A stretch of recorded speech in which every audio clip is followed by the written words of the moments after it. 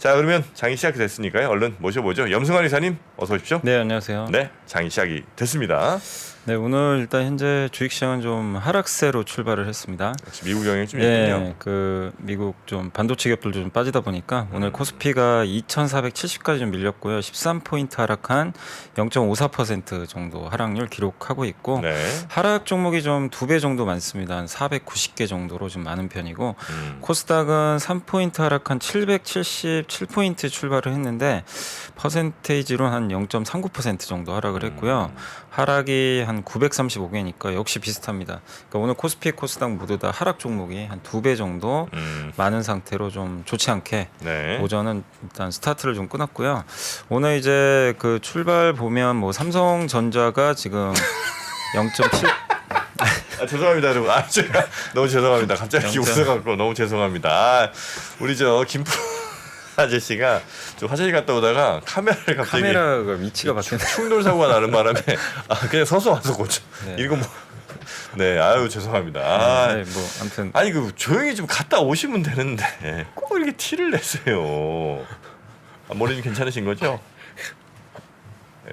어디 아프신 거 아니죠? 아 그게 아니라 제가 가르쳐줬거든. 여기서부터 처음부터 숙이지 말고 여기서 그렇죠. 숙이라고. 여기만 숙이시면 돼요. 여기가 숙이다가 이렇게 된 거 아니야. 미리부터 숙였어야 되는데. 아 정말. 아, 죄송합니다. 죄송합니다. 네, 저희 염승환 이사님 계속 좀 부탁드려도 될까요? 죄송합니다. 네. 그래서 오늘 일단 이제 출발 상황을 보면 뭐 삼성전자나 LG엔솔 같은 이제 대형주들 좀 약간 0.5% 정도 밀리고 있고 다만 이제 구글이 좀 주가가 거의 폭락을 좀 했잖아요. 많이 빠졌는데 네이버 카카오가 그러다 보니까 영향을 좀 받습니다. 그래서 마이너스 2% 가까이 하락을 했으면서 시총 상위 기업들 대부분 다 좀 조정권이고요. 이 와중에도 좀 올라가는 기업은 일단 오늘 두산마켓이 출발이 굉장히 좋습니다. 한 4% 가까이 좀 오르는데 어제 실적도 뭐 나쁘지 않았다는 그런 평가들이 있어서 오늘 좋은 모습 보여주고 있고요. 그리고 모처럼 좀 더 좀 비주온도 한 3% 가까이. 이 회사도 이제 클라우드 관련주죠. 3.4% 올랐고 네. 어제 실적이 좀 잘 나왔던 그 두산피오셀도 1.8% 상승하고 있고 KT가 2%고요. 하이브가 1.7%인데 뭐 SM 100기사가 될 수도 있다. 이수만 예, 회장의 그래서 그 이수만 회장 쪽이에요? 네, 그쪽에 100기사가 될 거라는 그런 어제 아, 이제 뉴스가 있었더라고요. 수만 형이 이제 시혁이 형한테 전화한 거지. 아, 야 시혁아 죽겠다 애들 때문에. 야 너라 나라 나 프로듀서 아이가. 돈 많잖아. 애들이 금융하는 애들이 나 힘들게 한다. 이렇게 얘기한 거야. 수도 있겠죠. 네, 형님 기다리세요. 네. 또 서울대 출신 아니야 둘 다. 아, 어? 그렇게 또. 네. 아 그게 안 되겠나. 네. 그럼 또 그렇게 들어와주면 또 소원 하나 들어줘야죠. 백기사 해주면. 예. 그러니까 사실 이제 서로 경쟁 관계인데 이제 뭐 네. 우군되지 않나 뭐 이런 이제 기대감도 있다 보니까 오늘 하이브한테는 좀 호재로 작용하는 것 같아요. 그래서 2% 하이브가 올라서 정말 오랜만에 20만 원을 다시 좀 탈환을 했습니다. 이런 거지.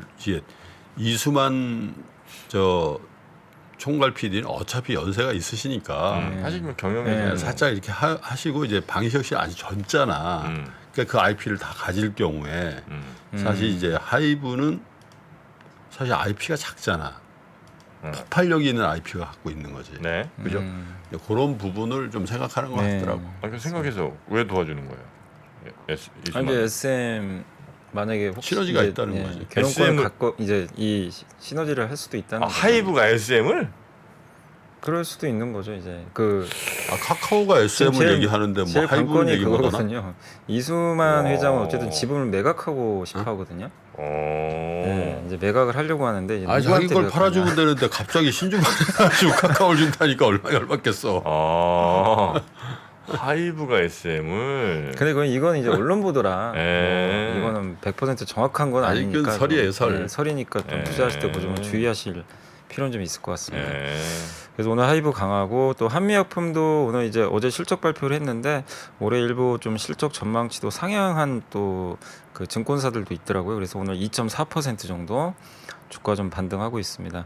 반면에 오늘 좀 빠지는 거는 일단 SK바이오사이언스가 조금 어닝 쇼크가 나왔어요. 그래서 오늘 2.9% 빠지고 있고 카카오 그룹주가 오늘 좀 밀리고요. 네이버도 한 2%, 그리고 LG전자가 1.8% 밀리고 있고 삼성 SDS가 1.2% 정도 하락하고 있고 하이닉스도 최근에 이제 주가가 굉장히 셌는데 요즘에 뭐 챗 GPT다 또 회사채 발행 뭐 성공 이런 이제 호재들 때문에 많이 올랐는데 오늘은 1.3% 정도 하락을 하고 있고 NC소프트가 어제 좀 실적이 좀 예상치에 못 미쳤더라고요. 그래서 오늘 1.5% 정도 하락을 좀 하고 있습니다. 그래서 이렇게 좀 실적이나 좀 챗 GPT 관련된 기업들이 조금 오늘은 오전에 밀리고 있다.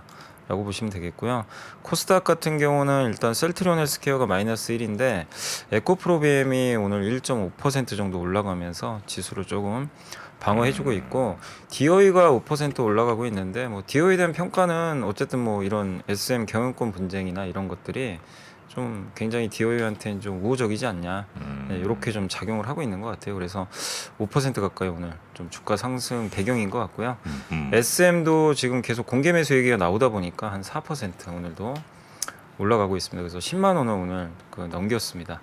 그리고 두산테스나가 2% 올랐고 JYP 엔터도 1.5% 정도, YG 엔터도 1%. 한마디로 엔터주가 여전히 돋보이는 것 같습니다. 투자의 관점에서는 이제 좀 유의들을 좀 하셔야 돼요. 왜냐하면 이제 본질적인 기업 가치 플러스 알파가 작용하고 있는 거라서 지분 경쟁이라든지 뭐 그런 것들이 이제 이건 언젠가는 이제 그런 경쟁이 더 가열될 때 더 올라갈 수 있죠. 근데 이제 그런 것들은 이제 언제든지 이제 회귀하거나 소멸될 수 있으니까 조심조심 하셔야 됩니다. 하이브가 지금 20만 원이군요. 20만 원 이제 넘었어요. 하이브도 많이 올랐죠. 한때 40 몇만 원. 40만 원 갔다가 이게 10만 원 초반까지 빠졌었어요. 바닥은 안 보셨군요. 그래서 지금 거의 2배 정도 올라갔어요. 2배 올랐어요, 2배. 그래서 그때 막 50 간다 뭐 이런 거의 얘기가. 군대 간다는 게 확정될 때부터 오른 것 같은데 거의. 그래요? 그리고 이제 뉴진스가 엄청난 흥행을 하면서 뉴진스. 뉴진스. 그래서 이제 주가를 좀 끌어올려 버렸죠. 뉴진스. 어텐션. 네? 어텐션이에요 대표곡. 그래요? 네. 몰라요. 어텐션 나를 봐. 몇 인조입니까? 뉴진스. 네. 뉴진스 5명이죠. 저는 5명? 네, 5명이고요. 한국 사람 몇 명? 한국 사람이 나는 이제는 글로벌로 가면서 이제는 국적이 의미가 없어지는 것 같아요. 그냥 모른다 그래. 꼭 그런 걸 다 알아야 된다. 강박을 버려. 47이잖아. 이거 뭘 그렇게.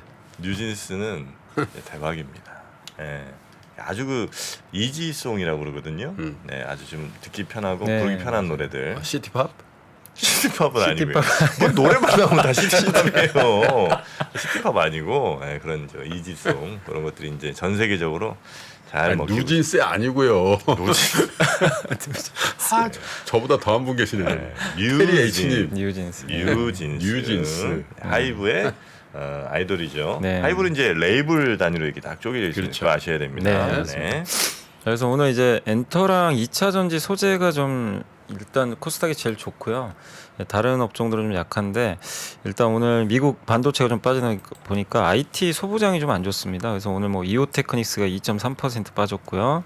TCK가 마이너스 2%, 덕산 네오록스가 마이너스 2% 정도 이렇게 하락을 하고 있어서 뭐 반도체나 OLED 이런 소부장이 좀 최근에 강했는데 오늘은 다시 대밀리고 있다. 그래서 IT 하드웨어가 좀 밀리고 반면에 좀 컨텐츠 업종 이쪽이 좀 강한 흐름으로 좀 코스닥은 움직이고 있습니다. 그래서 현재 코스닥은 한 0.3% 정도 하락한 777포인트 기록하고 있고 코스피는 0.6% 하락을 했는데 시초가 부근에서 뭐 아직 양시장 모두 다 큰 변화는 좀 없다라고 보시면 되겠습니다.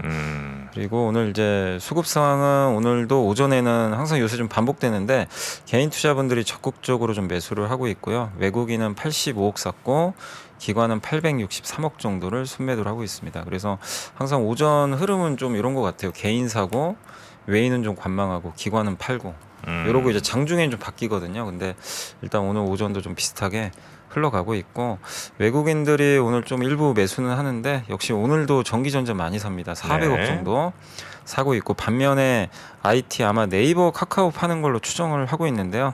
서비스 업종을 174억 정도 오늘 가장 많이 팔고 있고 기관 투자들도 마찬가지로 오늘 서비스 업종 여기가 인터넷 게임이 속해 있거든요. 그래서 그쪽 관련주를 좀 일부 매도를 해서 좀 약하지 않나 이렇게 보여지고요.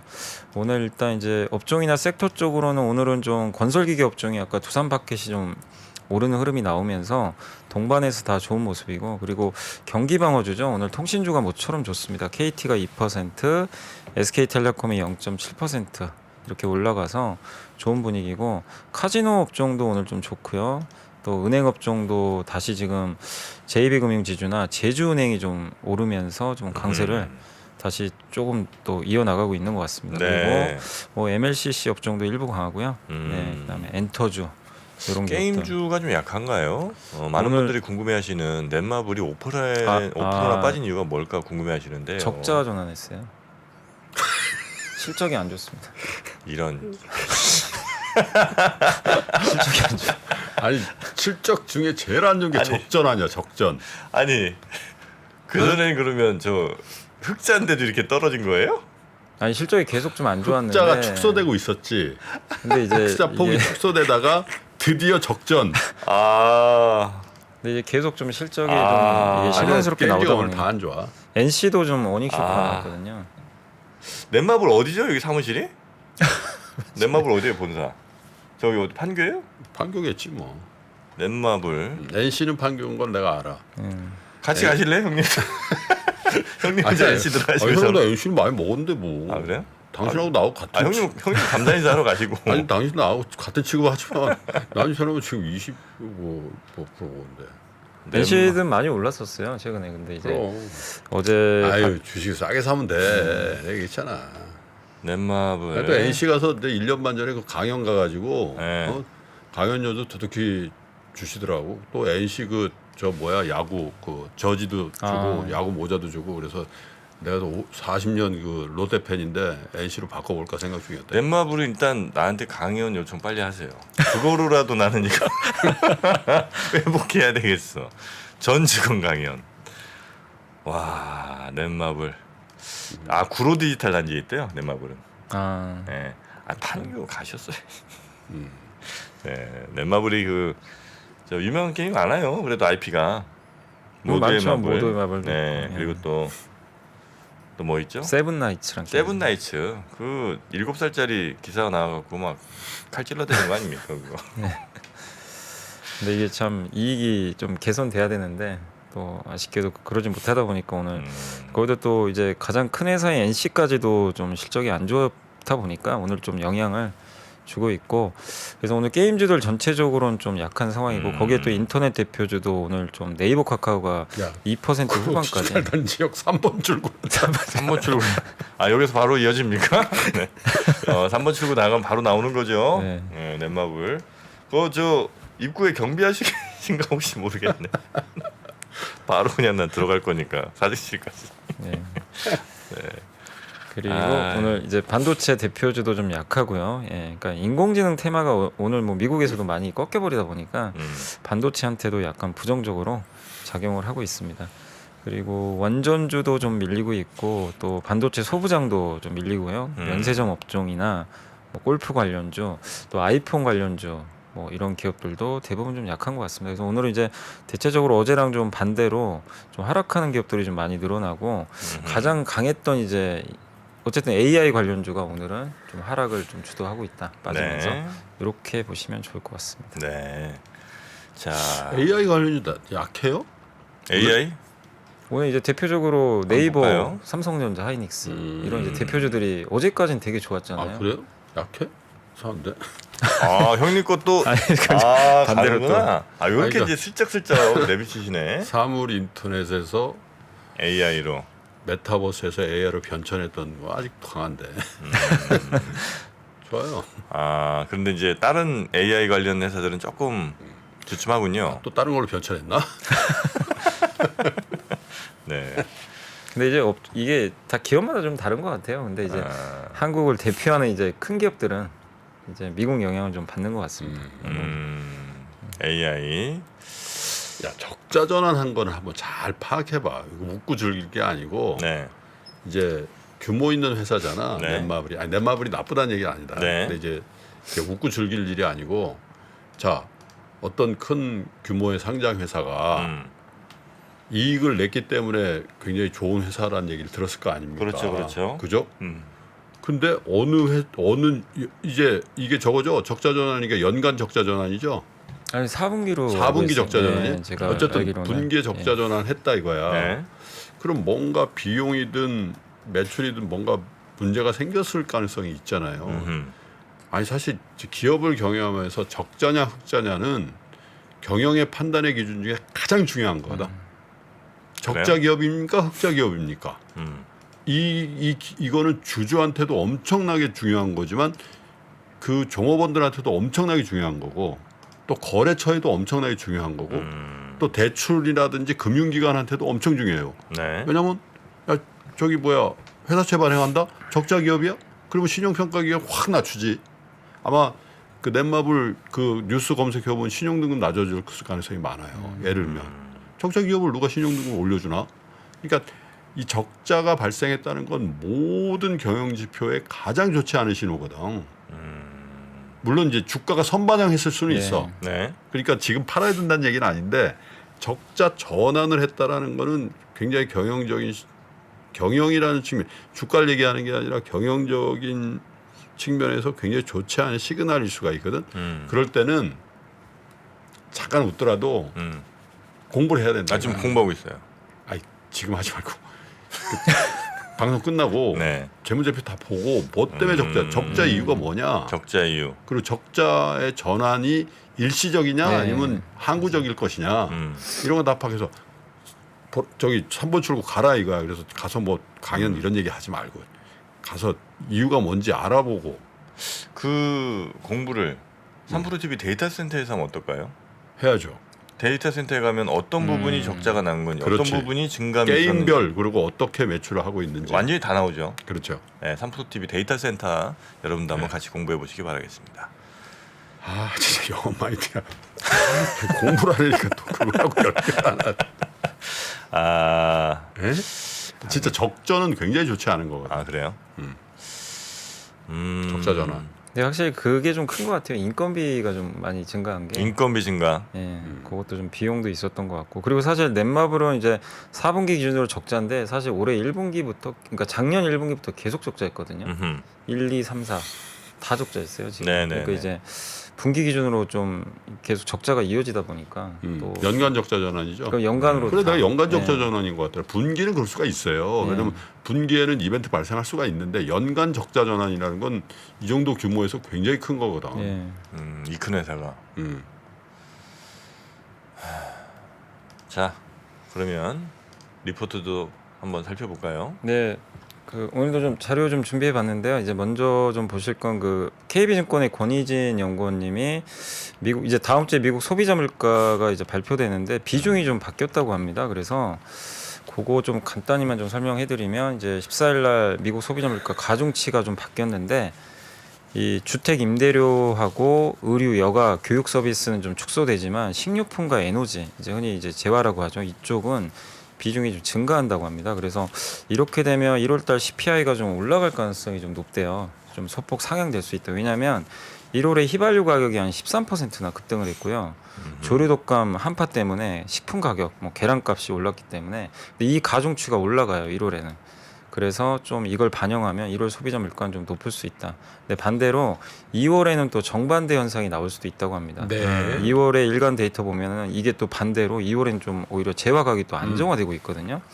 근데 이제 이 재화 비중이 높아지고 서비스 항목이 줄어드는데 재화 가격이 2월에 지금 낮아진다는 건 2월 물가는 또 상대적으로 낮을 수 있다는 거죠. 그래서 이런 좀 약간의 그 데이터 변화가 좀 있을 수 있대요. 가중치를 어디나 주느냐인데 네. 한번 이게 표를 한번 보시면 제가 이제 표도 한번 좀 캡처를 해왔는데 저게 보면 이제 맨 위에가 그 푸드죠. 저 음식이 0.2% 정도 증가를 해요. 네. 그 에너지가 0.2 정도 올라갑니다. 그러니까 이제 저게 1월달 데이터는 저게 올라갔어요, 사실은. 1월에 유가도 많이 올라가고 그래서 소비자 물가가 좀 높게 나올 수 있는데 밑에 임대료나 서비스는 다 낮아지거든요, 가중치가. 그래서 1월에 소비자 물가가 좀 높게 나올 수도 있다는 건 저 데이터를 통해서 조금 한번 그 염두에 두시면 좀 좋을 것 같고, 근데 반대로 2월에는 이게 바뀔 수 있다. 정반대로. 네. 이렇게 한번 좀 보시면 좀 좋을 것 같습니다. 비중이 서비스 식품 쪽은 올라가고 뭐 아니, 주택... 아니 서비스는 낮아지고 네. 저 위에 음식 있잖아요. 네. 음식과 에너지 빨간색. 음식과 에너지가 높아지고, 네, 높아지고. 서비스랑 주택은 낮아지고. 네, 근데 1월에 저 가격이 올라가 버렸대요. 휘발유나 또 그 조류독감이 와가지고 뭐 계란값이 올라가고. 그 조류효과만 썼어요? 네, 그래가지고 1월 아마 미국 물가는 조금 높게 나올 수도 있다. 네, 14일날 발표되는. 네네. 그거는 좀 염두해 두시면 좀 좋을 것 같습니다. 네. 그 두 번째 이제 삼성증권의 이문영 연구원님이 이제 자동차 자료를 좀 써주셨는데, 지금 미국의 중고차 가격이 아마 재상승했다는 아마 오늘 뉴스 보셨을 거예요. 그래서 비싸진 차에 적응하는 소비자다 이렇게 좀 나와 있는데 세 가지입니다. 중고차 지수, 신규 취업자 수, 렌터카 수요 증가인데 일단 중고차 지수가 11월 이후로 2개월 연속 지금 회복을 했고요. 지금 재고 일수가 신차 딜러 평균 재고 일수가 아직도 부족하대요. 보통 코로나 전이 70일이었던 겁니다. 재고 일수가. 근데 50.5일이니까 아직도 지금 재고가 좀 부족한 거죠. 그래서 중고차 지수가 다시 좀 올라갔고. 그래요? 예.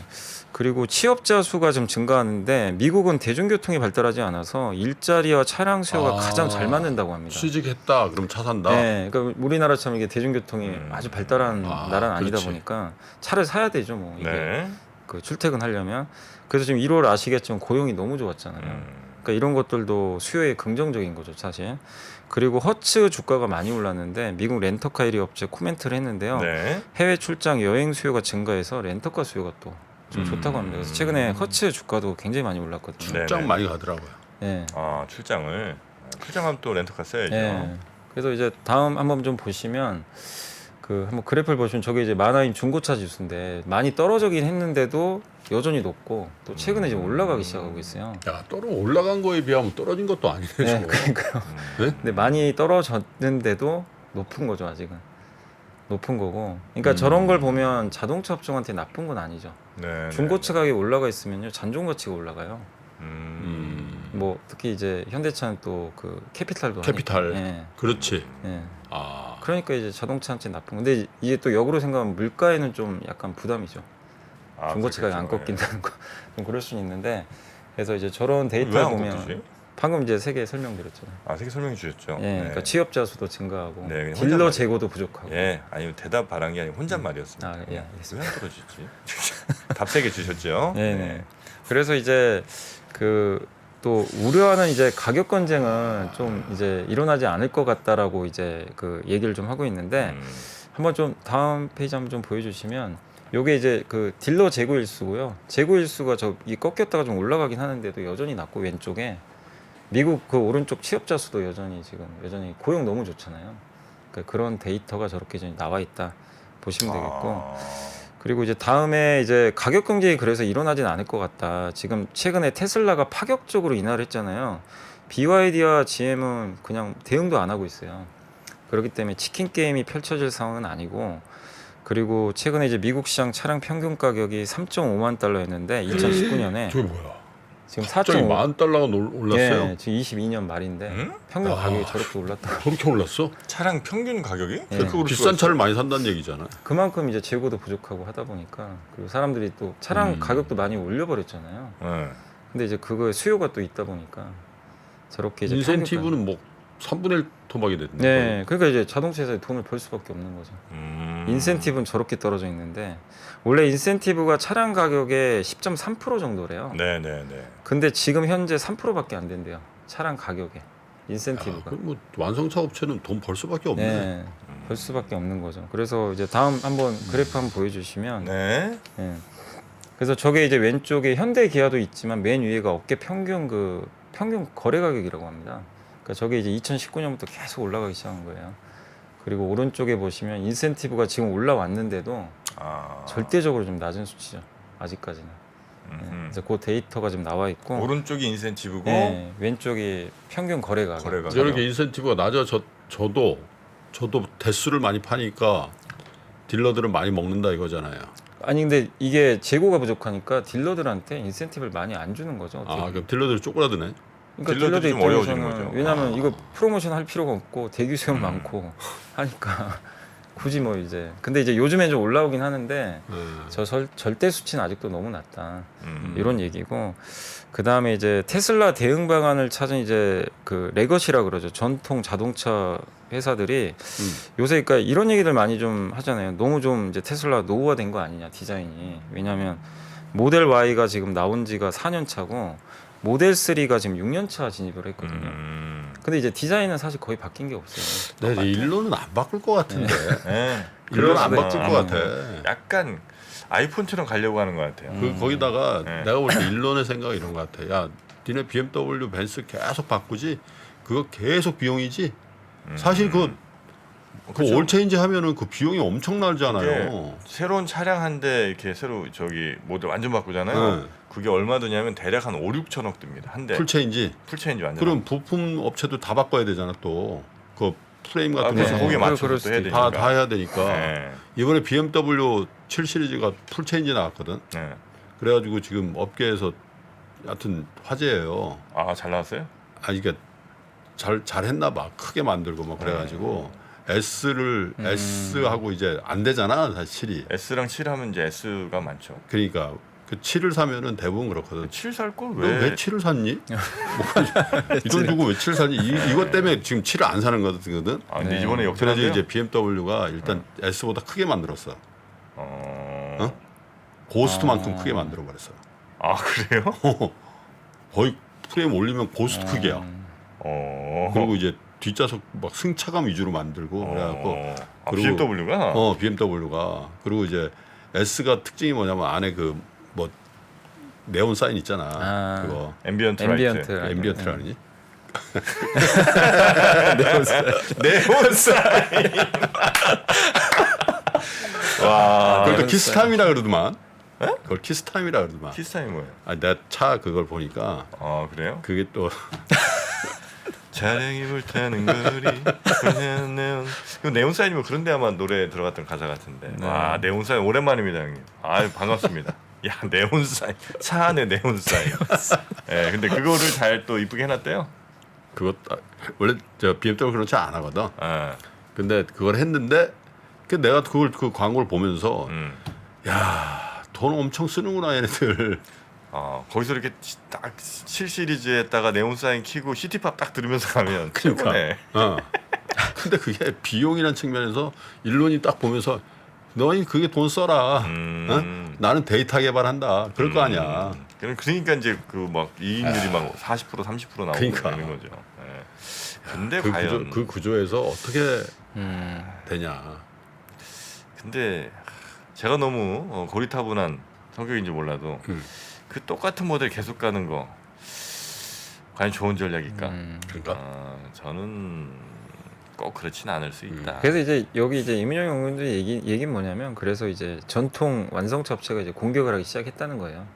이게 점점 이제 노후화 되잖아요. 디자인이 당연히. 그러긴 하지. 이제 그 이제 빈틈을 이제 공격하기 시작했다. 네네. 그러니까 어떻게 보면 현대기아한테는 또 기회가 될 수도 있는 거죠. 이런 부분들이. 음. 그 현대기아가 이제 예전보다는 이제 원래 신혼국 비중이 높았잖아요. 네. 다들 이제 뭐 브라질이나 근데 최근에 현대차도 2015년 선진국 내수 북미 EU 이쪽인데 이게 43%였는데 23년에는 55%까지 아마 예상하고 있고 기아가 55였는데 67.4%까지 아마 늘 걸로 그러니까 선진국 비중이 크게 늘 걸로 보이고 있고 그다음에 이제 잔존 가치라 그러죠 차량에 이게 현대 기아가 원래는 코로나 전에는 40에서 45%였는데 도요타 그 혼다 대비 10% 낮았거든요. 근데 지금 거의 비슷해졌대요. 일본하고 가치가 특히 기아가 정말 이게 역동적인 게 네. 2018년 40%에서 출발해가지고 작년에 55까지 올라왔대요 잔존 가치가. 그래서 지금 스바루 다음이라고 합니다. 스바루. 일본의 스바루 다음으로 스바라시. 잔존 가치가 지금 2위까지.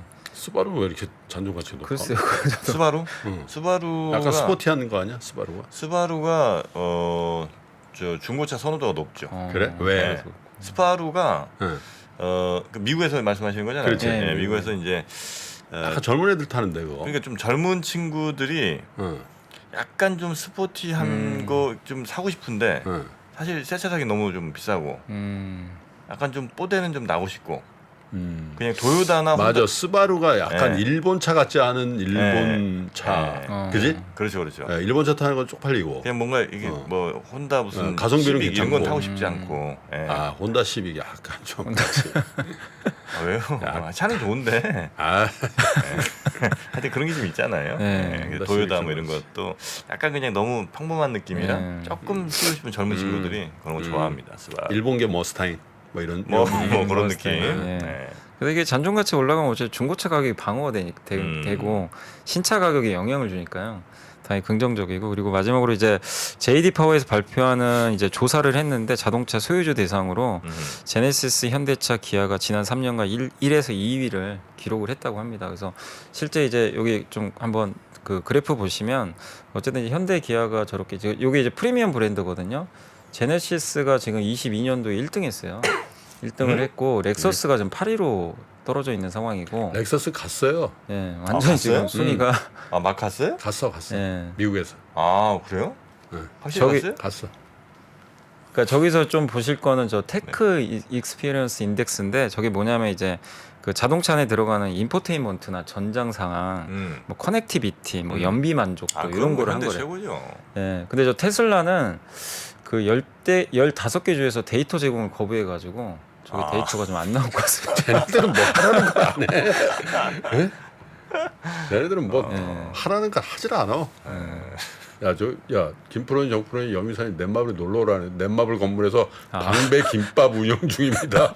김밥도 드시고 넷마블 건물. 야 넷마블에서 난 올해를 주는데 그 넷마블 건물에 김밥 주인님이 오시는데. 아, 방배김밥이라고 있는 모양이죠? 아, 김밥 아니 많이 저 동네에서 엄청 소문난 김밥집이야. 방배김밥이? 뭐 대표 구로동에서 메뉴가요? 제일 맛있는 집을 봐 소문났어. 아, 그냥 하신 얘기 아니면 진짜예요? 알겠습니다.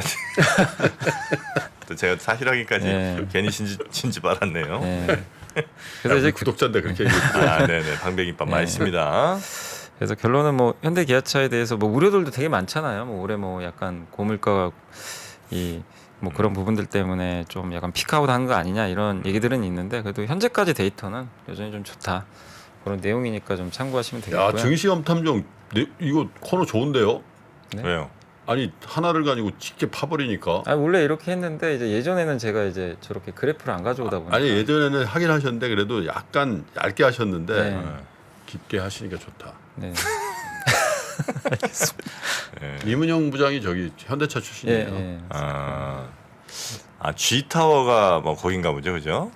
그 넷마블 있는데 왜냐면 이제 방배김밥 제가 지금 찾아보고 있거든요. 맛있대. 죽을 빛날이 드시 진짜 맛있다는데 다. 그 G 스퀘어에 아마 방배김밥 있는 모양인데 요 체인점 또 렉서스 타시는 분들이 또 집단으로 또 나를 공격하시네. 아왜 그래? 렉서스? 갔다고 그랬더니 아 갔다고? 그러니까 지금 맞잖아. 이거 확실히 그렇게 가는 건 아닌 것 같은데 렉서스도 차는 잘 만들죠. 제네시스한테 안 된다니까. 제네시스한테. 그럼 제네시스한테. 저게 이제 전체 다를 얘기한 건 아니고 이제 아까 제가 몇몇 항목 그 부분에서 이제 어쨌든 1등 하고 있다. 이렇게 보시면 되겠습니다. 어쨌든 뭐 현대차가 잘하는 거죠, 뭐 미국에서. 이 방배김밥 그 진미채 김밥 맛있겠다. 딱 보니까 맛있는 느낌 확 나네. 야 라면도 맛있겠다. 떡볶이도 파네. 아유 어떻게 다 되셨어요? 아니 하나 더 있는데. 왜 이렇게 늦었지? 왜 이렇게 길어? 아니 오늘 세 개를 준비하는데 이렇게 아니, 오래 걸릴지 우리- 저도 몰랐네. 우리가 겐세를 많이 했어. 좀 하고 가셔도 괜찮아요. 됐어요. 시간? 네, 아니 그냥 하나만 어차피 네. 준비했으니까. 네네네. 아이고 맞습니다. 네, 그래서 요건 이제 대신증권의 이경현 연구원님이 중국 증시 검증 구간 우리나라한테도 이제 영향을 주니까 한번 이제 말씀을 드리면 국가통계국 비제조업 PMI가 굉장히 크게 올랐거든요. 이게 41에서 54니까 말씀드렸죠. 엄청 올랐는데 이게 근데 증시가 지금 중국도 지금 흐지부지해지고 있어요. 1월달에 너무 좀 좋았다 보니까 미리 좀 선반영됐다. 그래서 네. 새로운 좀 촉매제가 필요한데 한번 이게 그래프 보시면 어쨌든 지금 이 비제조업 이 왼쪽에 보시면 이게 엄청나게 그냥 V자로 저 서비스업 쪽이죠. 이쪽이 그냥 다 튀었는데 근데 이제 주식시장은 좀 연초 이후로는 좀 굉장히 좀 답답한 네, 이런 좀 상황이 좀 펼쳐지고 있다 이렇게 보시면 되겠고 이게 새로운 촉매제가 좀 필요한 상황인데요. 지금 중국의 GDP 구성을 보시면 가계 소비가 36.9%고요. 한번 이게 자료 좀 그 다음 그래프를 한번 좀 넘겨주시겠어요? 네. 그래서 그 다음 그래프로 한번 넘겨주시면 요게 이 오른쪽에 보시면 중국의 GDP 구성 요소거든요. 가계 소비가 36인데 투자가 45 정도 돼요. 그래서 미국이나 유로존은 당연히 소비가 훨씬 높습니다.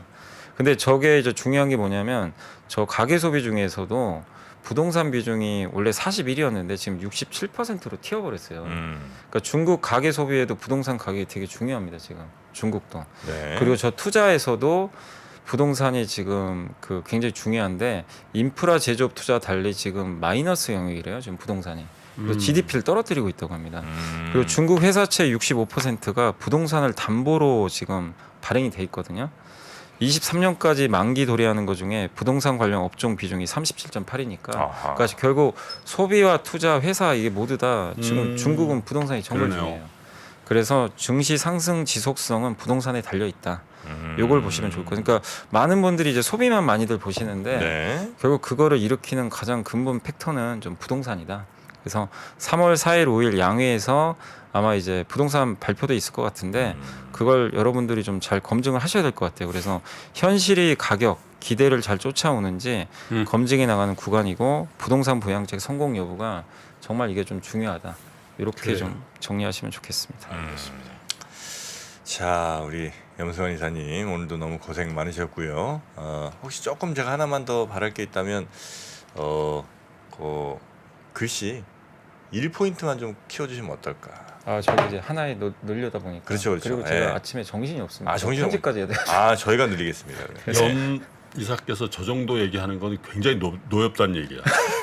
야, 이씨, 니네 속마음은 니네가 내가 해달라고 평생 해서 저 정도 반응을 본 적이 없어. 내가- 뭔 얘기했으면 그러지. 눈을 떴잖아 이렇게. 진짜 내가 아침에 그랬나, 내가 몇 그랬나. 시에 일어난지 아냐? 니네 새끼들 때문에 너 30분 더 못 자는데 이 새끼들 이런 반응이 아닙니다.